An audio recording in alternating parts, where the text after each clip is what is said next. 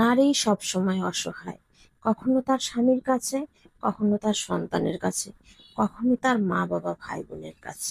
আসসালামু আলাইকুম, অনেকদিন পর চলে আসলাম একটা ডেইলি ব্লগ নিয়ে। কেমন আছেন সবাই? আশা করি সবাই ভালো আছেন।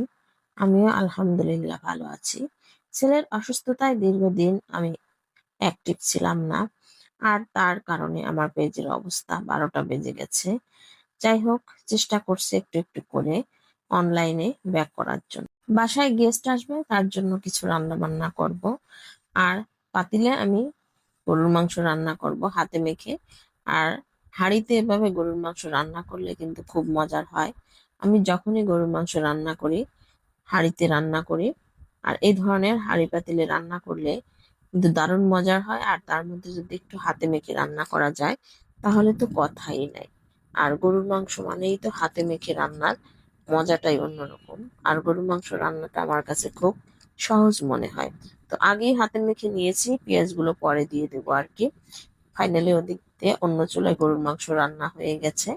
আর অন্য চুলায় আমি রোস্ট বসিয়ে দেব। আর রোস্ট রান্না করার জন্য আমি পেঁয়াজ কুচি করে নিয়েছি বা কড়াইয়ে পেঁয়াজ বাদামি কালার করে নেব। আর অন্যদিকে রোস্টের মশলাগুলো সব একসাথে মিশিয়ে নিব। বাদাম বেটে নিয়েছি, সাথে রোস্টের মশলাটাও বাসায় বেটে নিয়েছি। আমি কোনো প্যাকেটের মশলা দিয়ে, বাইরের কেনা মশলা দিয়ে রোস্ট রান্না করি না। নিজের হাতে বেটে নেওয়া মশলা দিয়ে আমি সবসময় রোস্ট রান্না করে থাকি। আর রোস্ট রান্নার স্টাইলটা সবসময় আমার অন্যরকমই হয়। অনেকে রোস্টের মাংসটা একটু ভেজে নেয়, আর আমি ভেজে নিয়ে রোস্ট রান্নাটা একদমই পছন্দ করি না, আর ভালোও লাগে না। পেঁয়াজ বেরেস্তা আকার যখন হয়ে গেছে, তখন সুন্দর করে একটু নাড়াচাড়া দিয়ে আর তারপর হচ্ছে আমি মশলা দিয়ে দেব। আর মশলা দিয়ে আর একটু কষিয়ে তারপর হচ্ছে পরিমাণ মতো পানি দিয়ে আমি বসিয়ে দেব। আর ফাইনালি আমার রোস্ট রান্না কিন্তু কমপ্লিট। আর ভিডিও বেশি লং করব না, ভিডিও বেশি বড় হলে অনেকেই দেখতে চায় না।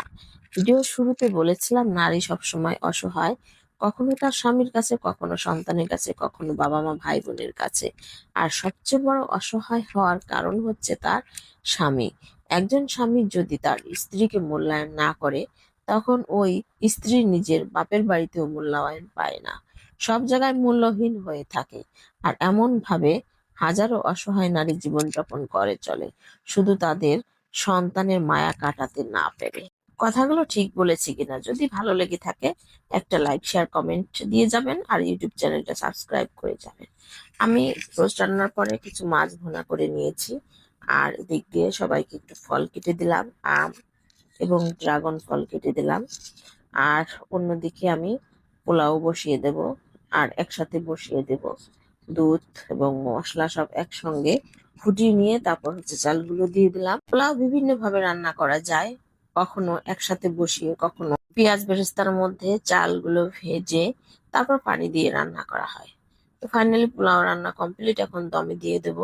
আর নামানোর আগে ঘি দিয়ে আমি নামিয়ে নেব, কাঁচামরিচ দিয়েই দিলাম। এই তো আমার পোলাও ঝরঝরা রান্না করা হয়ে গিয়েছে।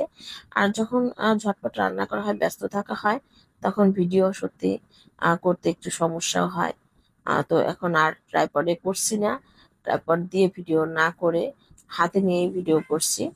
তারপর এই তো আমি সবাইকে এখন খেতে দেবো, যেহেতু দুপুর পার হয়ে 3টা 4টা বেজে গেছে। সবাইকে খাবারগুলো বেড়ে দেব। পোলাও রোস্ট এগুলো বেড়ে নিলাম, গরু মাংস বাটিতে তুলে নিলাম। আর অন্যদিকে টেবিলে অন্যান্য খাবার সবকিছু সাজিয়ে নিয়েছি, আর সবাইকে খেতে দেব।